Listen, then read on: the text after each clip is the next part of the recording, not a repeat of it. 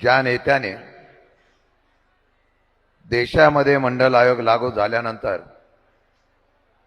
पहिल्या प्रथम महाराष्ट्रामध्ये हा मंडल आयोग लागू केला, ते तुमचे आमचे सर्वांचे नेते आदरणीय साहेब, व्यासपीठावरील सर्व नेते मंडळी, बराच वेळ झाले असल्यामुळे मी नाव उल्लेख टाळतो, पण निष्ठावंत असलेले सर्व नेते मंडळी, उपस्थित सर्व बंधू भगिनींनो आणि माझ्या पत्रकार मित्रांनो, आज क्रांती दिनाच्या दिवशी, आदिवासी दिनाच्या दिवशी ज्या महात्मा गांधींनी इंग्रजांना चलो जाव अशा प्रकारचा नारा दिला, त्याच दिवशी राष्ट्रवादीच्या माझ्या ओबीसी सेलच्या अध्यक्षांनी महायुती चले जाव अशा प्रकारचा नारा देऊन आज मंडल यात्रा सुरू केल्याबद्दल राजा राजपूरकरचा मनापासून त्यांच्या सहकार्याचं अभिनंदन करतो। खरं म्हटलं तर साहेब अध्यक्ष झाल्यानंतर राजा राजपूरकर माझ्याकडे आले, त्यांनी मला सांगितलं, फार उत्साही कार्यकर्ता, मला म्हणालो मी साहेबांना भेटून आलो, मला मंडल यात्रा काढण्याची परवानगी मिळालेली आहे। एका कोकणातला भंडारी समाजाचा असलेला आमचा तरुण पक्षाशी आणि नेत्याशी निष्ठावंत तर आहेच, पण काहीतरी करून दाखवण्याची हिंमत असणारा हा कार्यकर्ता, त्यांनी मला सांगितलं की मंडल यात्रा काढतोय। पक्षाच्या बैठकीमध्ये मंडल यात्रा काढताना आणि आत्ताच त्याच्या हातामध्ये मी कमंडल बघितला। मी बोला, हा बाबा कमंडल घेऊन का फिरतोय? त्यांनी सांगितलं, ज्या मंडल आयोगाला ज्यांनी विरोध केला त्या कमंडलांचा या महाराष्ट्रातून आणि देशातून हद्दपार करण्यासाठी मी मंडल यात्रा काढतोय। मला अभिमान आहे अशा कार्यकर्त्याचा, सत्ता नसताना सुद्धा पुरोगामी आणि शरद विचाराचा पायीक होऊन महाराष्ट्राच्या 52 दिवसाची ही मंडल यात्रा जो माझा कार्यकाळ काढतोय त्याचा मी मनापासून अभिनंदन करतो। साहेब, कार्यकर्ते लढण्यासाठी तयार आहेत। आमचे चरण वाघमारे आहेत, 13 तारखेला आता शेतकऱ्यांसाठी आंदोलन करतोय। अनेक कार्यकर्त्यांनी सांगितलं, मी आणि रोहित पवार महाराष्ट्राचा दौरा करायला निघालो। नाशिक मधल्या असलेल्या पदाधिकाऱ्यांनी सांगितलं, नेते गेले, सामान्य कार्यकर्ता जो पवार साहेबांवर प्रेम करतोय तो लढण्याच्या आणि संघर्षाच्या भूमीमध्ये आहे। नाशिकच्या लोकांनी पण सांगितलं की नाशिकच्या शेतकऱ्यांची परिस्थिती फार बिकट आहे, नव्हे तर या महाराष्ट्राच्या शेतकऱ्यांची परिस्थिती फार बिकट आहे। अवकाळी पाऊस आला, प्रीपेड मीटर, सोलरचं मीटर, अनेक प्रश्न आहेत, कर्जमाफी नाही। मोठ्या संख्येने माझ्या भगिनी इथं उपस्थित आहेत। 1,500 दिले आणि सत्तेवर ही मंडळी आली। ज्या पवार साहेबांनी कर्जमाफीचा ऐतिहासिक निर्णय घेऊन या महाराष्ट्रातला आणि देशातला शेतकरी उभा केला, त्या शेतकऱ्यांना कर्जमाफी मिळाली असती तर माझ्या माता भगिनींच्या अनेक लोकांची कुंकू, आत्महत्याग्रस्त शेतकऱ्यांची जी पुसली गेली होती तिला उभारणी देण्याचं काम झालं असतं। या सरकारने कर्जमाफी केली नाही।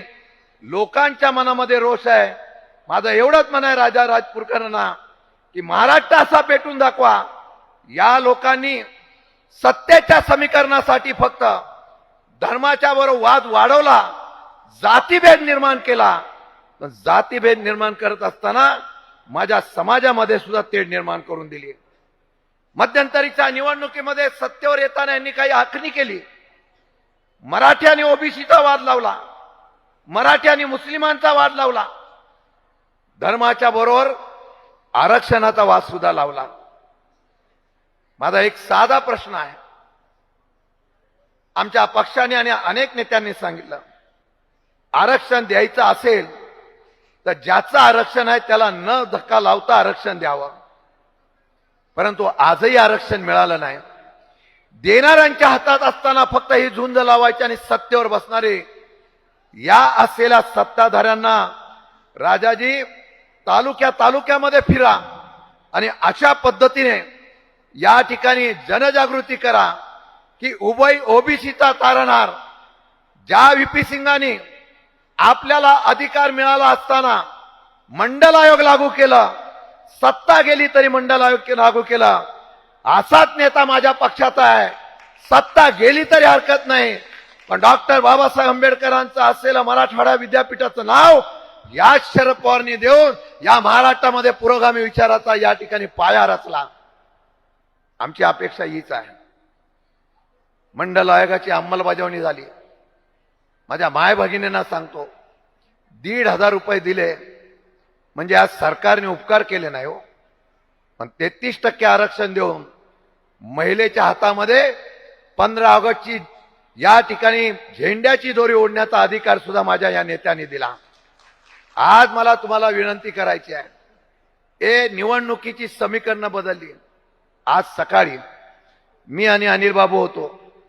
आदिवासी विभागाचे तरुण कार्यकर्ते काहीतरी आले. साहेबांना विनंती केली, साहेब आपण राजा बुलंदशहाच्या या ठिकाणच्या असलेल्या आदिवासींच्या कार्यक्रमाला तुम्ही उपस्थित राहा. पोटतिडकीने ते तरुण आदिवासी विभागातले म्हणत होते, ज्या भाजपने मतदानाच्या वेळेला आदिवासींचा या ठिकाणी कार्यक्रम केले तेच भाजप आता हा कार्यक्रमला जाऊ नका अशा प्रकारचं सांगतायत.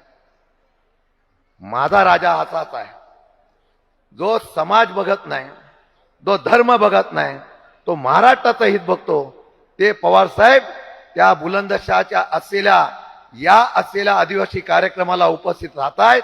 हाच आमचा ओळख आणि हाच आमचा संदेश आहे. आणि मी आपल्याला विनंती करणार आहे, मी अध्यक्ष झालेलो आहे. अनेक त्या ठिकाणी विषय आहेत, राजकारणावर तर आपण बोलू, पण संघर्षाचा काळ आहे. मला अभिमान आहे नागपूरचा. या नागपूरचे 90% जिल्हाध्यक्ष माझ्या पक्षाचे हे ओबीसी समाजाचे आहे. हा आदर्श माझ्या नागपूर जिल्ह्यातल्या लोकांनी दाखवून दिलेला आहे. आणि हे करत असताना मी आपल्याला म्हणून सांगतो की वेगवेगळे विषय आहेत. सरकारबद्दल प्रचंड नाराजगी आहे. मगाशी अनेक वक्त्यांनी सांगितलं, निवडणुका जिंकण्यासाठी मशीन पण या ठिकाणी वापरली जाते. राहुल गांधींनी आक्षेप घेतलेल्या मतदारांची चोरी सुद्धा होते. लोकशाही राहिली नाही. आम्ही नेहमी सांगतो, हा महाराष्ट्र छत्रपती शिवाजी महाराज, शाहू फुले आंबेडकरांच्या विचाराचा महाराष्ट्र आहे. या महाराष्ट्रामध्ये येत असताना नागपूरच्या दीक्षाभूमीवर आम्ही नतमस्तक होतो. या महाराष्ट्रामध्ये छत्रपती शिवाजी महाराजांचा इतिहास आम्ही जागृत करतो. महात्मा ज्योतिबा फुले आणि सावित्री फुलेंचा या ठिकाणी विचार आवडतो. त्याच महाराष्ट्रामध्ये आज जातीवाद्यांनी आपलं राज्य कसं सांभाळावं या संदर्भातली रणनीती करतात. पक्ष फोडतायत, आमचे नेते फोडतायत, आमचे विचार तुळवले जात आहेत. कार्यकर्त्यांना विनंती करेल, माझ्या एका कार्यकर्त्यांनी ही यात्रा सुरू केलेली आहे. यश येईल, प्रत्येकाने संघर्षाला उभा राहा. आज एका कार्यकर्त्यांनी आणि त्याच्या सहकार्यांनी 52 दिवसाची ही पदयात्रा चालू केलेली आहे. ही रथयात्रा प्रत्येक तालुक्यात जाईल. प्रत्येक तालुक्यामध्ये विचार करून तिथल्या जनतेला आणि ओबीसी बांधवांना सांगतील, हा राज्यकर्ते तुम्हाला फसवतायत, फक्त आम्हाला लढायला लावतायत आणि आमच्या विरोधातली भूमिका घेऊन आमचं कुठलंही काम करत नाही अशा प्रकारची भूमिका करतायत. महामंडळ इतकी काढली, आता कुठल्या समाजाचं महामंडळ शिल्लक राहिलं नाही. महामंडळाला द्यायला पैसेच नाही, कारण 8.5 लाख कोटीचं कर्ज आपल्या माथी मारून बसलेले आहे. आता 10 लाख झालंय. आपल्याला प्रामाणिकपणाने आलेल्या कार्यकर्त्यांना सांगेल, येणाऱ्या काळामध्ये महाराष्ट्रामध्येच ही ताकद आहे. फक्त महाराष्ट्रामध्ये. लोकसभेला महाराष्ट्राने ही ताकद दाखवून दिली. विधानसभेला विरोधक सावध झाले आणि आपल्या कूटनीतीने विधानसभा घेतली. महाराष्ट्रात इतिहास घडू शकतो. आणि इतिहास घडवण्याची ताकद माझ्या पक्षामध्ये का आहे, आणि सगळे गेले तरी माझा नेता ठाम आहे आणि तुमच्यासारखे कार्यकर्ते ठाम आहे. आपण इतिहास घडूया. माझ्या राजा राजपूरकरांनी आणि त्यांच्या सहकार्याने एक मंडल यात्रा काढली आहे. आता जिथे जिथे होईल तिथे तिथे आंदोलन करू. खासदारांनी सांगितल्याप्रमाणे वेळ पडली तर ज्या दिवशी या निवडणूक आयोगाचा ईव्हीएमचा असलेला घोटाळा असेल, मताची चोरी असेल, ज्या वेळा मारती पडेल त्यावेळेला पहिलं राज्य कुठलं रस्त्यावर उतरलेलं असेल तर ते महाराष्ट्र राज्य असेल. लोकशाही टिकवण्यासाठी हे राज्य चालवण्यासाठी आपण उतरू. आणि मी कार्यकर्त्यांना सांगेन, हतबल होऊ नका. इतिहास घडवण्याची ताकद तुमची आहे, कारण तुम्ही सच्चे शरद पवारांचे पाईक आहात. मी अध्यक्ष म्हणून सांगतो, आजपासून सुरू केलेली यात्रा नुसते एका समाजापुरती न ठेवू, परिवर्तनाची लाट करूया. आणि अशी लाट करू की परत 2029ला आपलं राज्य, आपलं सामान्य लोकांचं राज्य, पुरोगामी विचाराचं राज्य, ओबीसींचं राज्य, आदिवासींचं राज्य, मागासवर्गीयांचं राज्य, मराठ्यांचं राज्य, सर्व जाती धर्माचं राज्य या महाराष्ट्रामध्ये पवार साहेबांच्या विचाराचं राज्य आणण्यासाठी आजपासून काम करण्याची शपथ घेऊया. जय हिंद, जय महाराष्ट्र.